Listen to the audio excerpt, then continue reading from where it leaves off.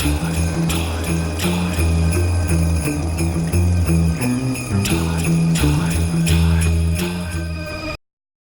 good ghost story begins with a sound.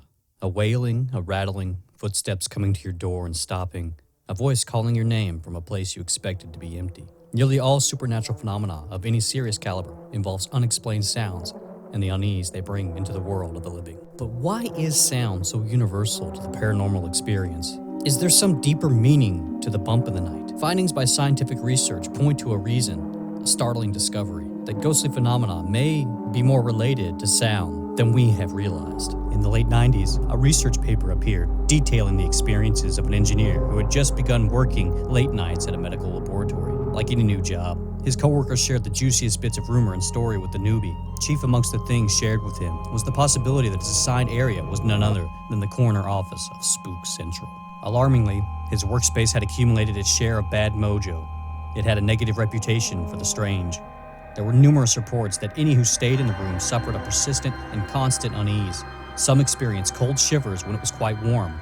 More so, almost all reported a feeling of being watched while in the room, sharing stories of that telltale certainty that others are present in the room with those who know that they are actually quite alone. It was all there, the classic signs of a ghostly experience, a hotspot of paranormal activity, and our hero the engineer hadn't even earned his first paycheck. The engineer, being a man of science, discounted the stories as being attributable to rats in the walls, or the effects of some other easily explained cause. He was satisfied with his rationalizations and got down to work until he too began to experience strange events.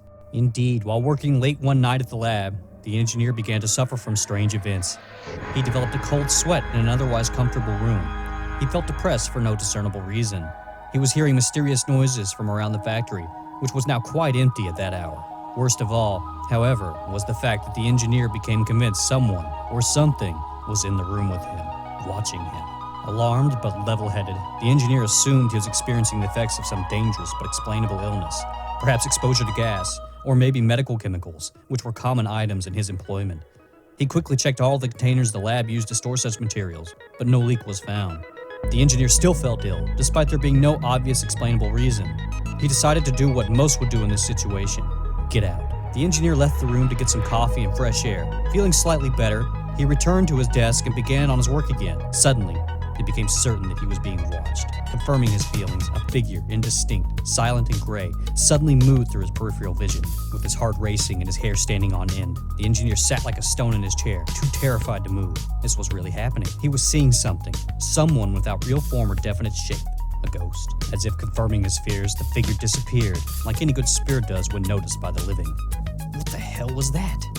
The engineer steeled himself and worked through the night, perhaps keeping a constant vigil over his shoulder for more sightings of the unseen, but nothing further occurred. The next day, the engineer returned to the lab. He was not there to work, but to modify his foil, or blade, which was part of his hobby of fencing. Setting the blade to work on it, he put it into a vise on his bench. Stepping away for a moment to get some oil, he returned to find something quite peculiar. The blade was waving up and down frantically as it sat perched in the vise.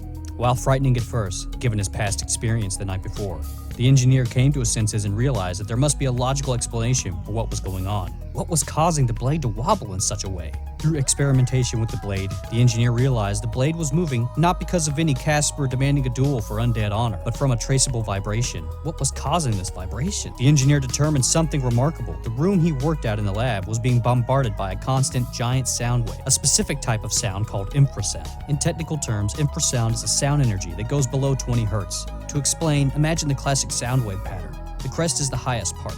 The trough is the lowest part. Infrasound lives, breathes, screams from the basement of a sound wave. However, it is a silent scream, as infrasound is not audible to human ears in most cases, the engineer calculated. So far, he had strange experiences while in this particular room.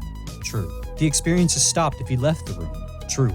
The room was being bombarded by energy. True. Could this bombardment of infrasound be the cause of the weird experiences? It was time to make an experiment. Driven now to find out, the engineer questioned the lab foreman about anything that could cause infrasound to propagate constantly in the room. The foreman pointed out a new extraction fan for the lab's clean room that had been installed recently. With the likely culprit found, the engineer proceeded with his experiment and turned off the fan.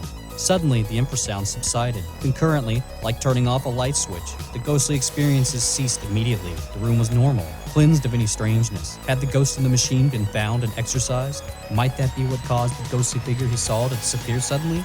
It seems infrasound was the cause of all the strangeness. With the fan mounting changed to alter its vibrational potential, the ghost subsided, and the workplace was left unburdened by any further strange events.